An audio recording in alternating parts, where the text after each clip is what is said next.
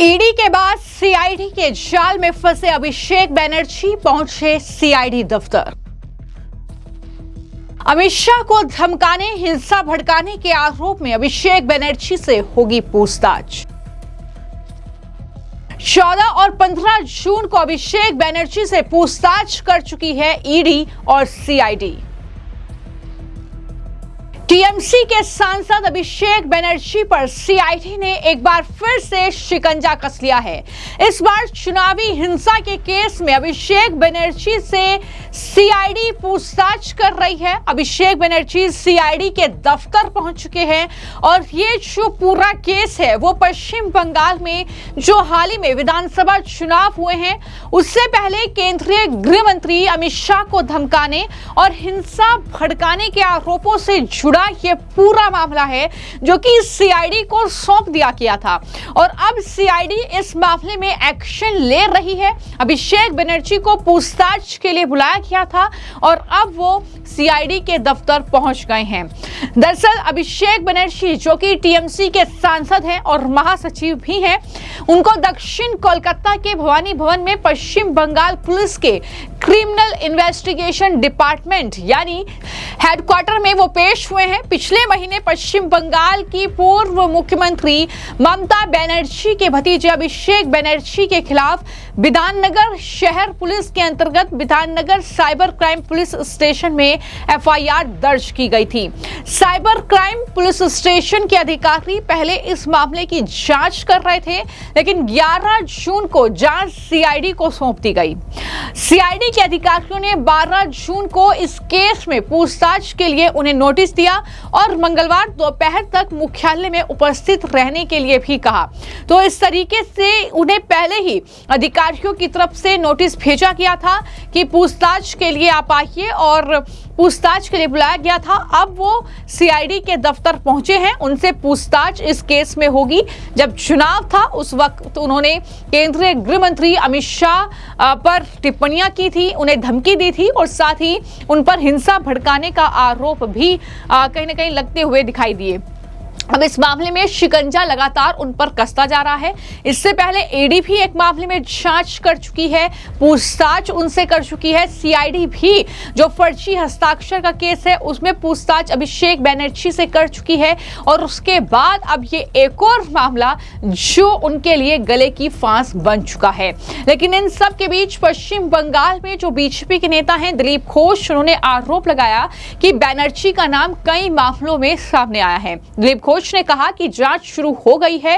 उन्होंने उम्मीद जताई है कि ये आगे भी जारी रहेगी। उन्होंने कहा कि जांच शुरू हो गई है, इसके साथ ही देखते हैं ये कितनी आगे बढ़ती है। कई केसेस में उसका नाम सामने आया है यानी अभिषेक बनर्जी का। ये दिलीप घोष ने कहा है। क्या कुछ उन्होंने कहा है, सुनिए। आरोप है कि ये दोहरी राजनीति है क्योंकि एक तरफ परमिशन दिया जा रहा है, दूसरी तरफ नहीं, वो कि एक ही रोड के लिए। नहीं, इतना दिन तो जब था तो उनको नहीं लग रहा था कि वो लोग वहाँ नमाज पढ़ते हैं और हिंदू को पूजा करने नहीं दिया जाता। कभी नहीं सोचे, बपोती संपत्ति मान लिए थे क्या इसको। इसलिए जो हो रहा है लोगों के हित में ही हो रहा है और आगे भी होगा, इसलिए वो लोग कानून में रहने का आदत बनाए। फिर एक कंप्लेन किया है ओम बिरला के पास कि कल्याण बनर्जी को बार-बार कंप्लेन करने के बाद भी उन्हें निकाला नहीं जा रहा है। अपमानजनक वार्ड महिलाओं नहीं, उनके टीएमसी के सारे महिला सांसद कल्याण बनर्जी के बारे में बार बार शिकायत की है। मुझे लगता है कि परिवर्तन सब जगह हो रहा है, अब कार्रवाई होगी। कल अभिषेक बनर्जी को 11 घंटा ने ईडी ने इंटरोगेट किया है, फिर उनके अब 11 घंटा 12 घंटा चलेगा, इसका पहले भी किया है, अब भी हो रहा है। बहुत सारा कॉम्प्लेंस है, सब जगह उनका नाम आता है, तो इसलिए इसकी कार्रवाई शुरू हुई है। आप देखिए कहाँ तक जाता है। टीएमसी विधायक का कहना है कल तक जो 20 सांसद हमारे साथ नेतृत्व करते थे आज वो बीजेपी का नेतृत्व कर रहे हैं। बीजेपी का नेतृत्व तो कोई नहीं करेगा, बीजेपी का कार्यकर्ता ही बीजेपी का नेतृत्व करेगा, वो अपना पार्टी संभाले। कुणाल घोष कह रहे हैं कि साहिनी घोष कल तक बीजेपी के वोट तृणमूल के वोटों से जीती है, आज बीजेपी का नेतृत्व कर रही है। तृणमूल का कोई वोट नहीं है तो ये दुर्दशा नहीं होता है।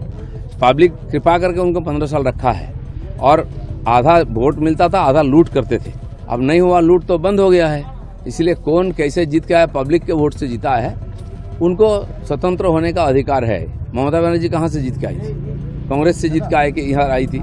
सारे लोगों ने ऐसा किया है, कांग्रेस से, सीपीएम से आए थे टीएमसी में। उनके जवान पर ये बात शोभा नहीं देता है। बाकी विधायक लोग अभी तक वो लोग पार्टी में ज्वाइन नहीं करेंगे, ऐसा ही कह रहे हैं। तो जैसा कि मैंने कहा कि पिछले 2 अन्य मामलों में उनसे पूछताछ हो चुकी है। 14 और 15 जून को अभिषेक बनर्जी को 2 अन्य मामलों में संलिप्तता के बारे में 2 जांच एजेंसियों यानी ईडी और सीआईडी द्वारा लंबी पूछताछ का सामना करना पड़ा है। 14 तारीख को सीआईडी ने उनसे 9 घंटे तक पूछताछ की और 15 तारीख को ईडी ने उनसे 11 घंटे तक पूछताछ की। तो ये एक मामला है, हस्ताक्षर जो फर्जी पाए गए थे उसमें सीआईडी के अधिकारियों ने उनसे लगभग 8.5 घंटे तक यानी 9 घंटे तक लंबी पूछताछ की थी। और ये मामला टीएमसी के जो विधायकों द्वारा राज्य विधानसभा में शोभनदेव चट्टोपाध्याय को विपक्ष का नेता नामित करने वाले प्रस्ताव पर किए गए हस्ताक्षर में जालसाजी के आरोप से जुड़ा है। प्रस्तुत दस्तावेजों में विसंगतियों के कारण ही सीआईडी ने जांच शुरू की। फिर 15 जून को उन्हें ईडी के अधिकारियों के सामने पेश होना पड़ा। अधिकारियों द्वारा कोलकाता के उत्तरी बाहरी इलाके में स्थित सॉल्ट लेक कार्यालय में स्कूल की नौकरी के बदले करोड़ों रुपए के नगद के मामले में 11 घंटे तक उनसे पूछताछ की गई। यानी गिरफ्तारी की जो तलवार है वो अभिषेक बनर्जी पर लटकी हुई है। लगातार इस तरीके की लंबी पूछताछ हो रही है। अभिषेक बनर्जी कह रहे हैं कि बीजेपी की प्रतिशोध की राजनीति का हिस्सा है, जिसका मकसद राज्य में विपक्ष विहीन राजनीतिक व्यवस्था सुनिश्चित करना है। उन्होंने ये भी कहा कि वो अपने खिलाफ शुरू की गई सभी जांचों में सहयोग करेंगे, लेकिन किसी भी दबाव के आगे नहीं झुकेंगे। ये अभिषेक बनर्जी का कहना है। लेकिन वहीं पर बीजेडी के एक नेता क्या कह रहे हैं इस पूरी कार्रवाई को लेकर जो एजेंसियां कर रही हैं, सुनिए। जहां जहां बीजेपी जो रिजल्ट्स होते हैं उनके फॉर्म में नहीं आता है, उनकी तरफ से अगर नहीं होता कि उनका सरकार नहीं बनता तो वो शुरू कर देते हैं सीबीआई, ईडी, आईटी, ऐसे कर करके। अब अभी देखे होंगे उदाहरण, यहाँ से लोग राज्यसभा रिजाइन कर रहे हैं, अगले दिन नॉमिनेट हो रहे हैं बीजेपी के दल से। तो एंटी डिफेक्शन जो लॉ है, जो नियम है, जो बनाया गया है पार्लियामेंट में, उसका कोई मतलब ही नहीं बचा। तो जो ऐसे धोखा दे रहे हैं, जो बीच टेन्योर में ऐसे काम कर रहे हैं और उनके दल से कंप्लेन भी जा रहा है, रेजिग्नेशन दे या ना दे, एक नैतिकता भी होता है, कुछ तो नैतिकता है इस देश के लिए। नहीं, जो आज रेजिग्नेशन, 2 दिन बाद नॉमिनेशन, फिर वापस वो राज्यसभा बैठ जाएंगे वो लोग जिनको बीजेपी बोल रहा था कि इन पे दाग है, इन पे करप्शन है, आज उन्हीं के दल में है। तो ऐसे कर करके मुझे लग रहा है बहुत राज्यों में उनका अंडरकरेंट चल रहा है।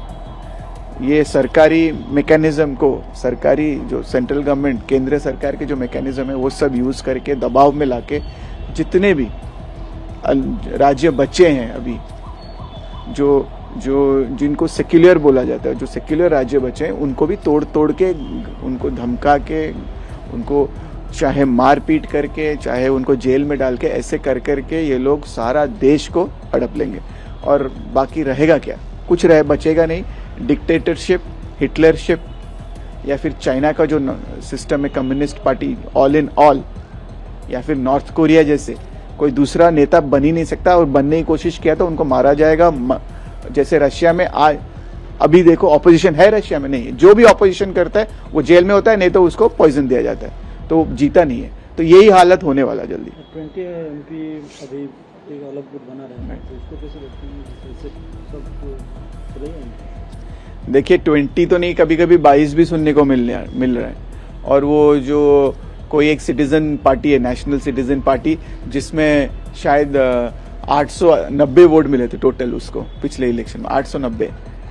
तो ये सब कूटनीति और एंटी डिफेक्शन लॉ और जो अपने पार्लियामेंट का जो भी सेट लॉ है कॉन्स्टिट्यूशन का, उसको बाईपास करने का बुद्धि इनको कौन दे रहा है?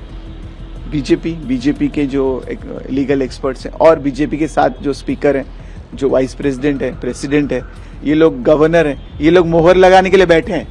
किसी तरह आप बाईपास करो, इनको कोर्ट जाने दो, कोर्ट में जो केस चलता रहेगा 15 साल 20 साल, क्या फर्क पड़ता है? तो इनके हाथ में पूरा मैकेनिज्म है। तो इस तरीके से बयानबाजी चल रही है, लेकिन अभिषेक बनर्जी के लिए मुश्किलें वाकई बढ़ रही है। जिस तरीके से एक के बाद एक अलग अलग मामलों में उन पर शिकंजा कसता जा रहा है, कई घंटों की पूछताछ उनसे हो रही है और क्या अभिषेक बनर्जी की इस मामले में गिरफ्तारी होगी, ये बड़ा सवाल है कि आखिर आगे क्या कुछ होता हुआ दिखाई देता है।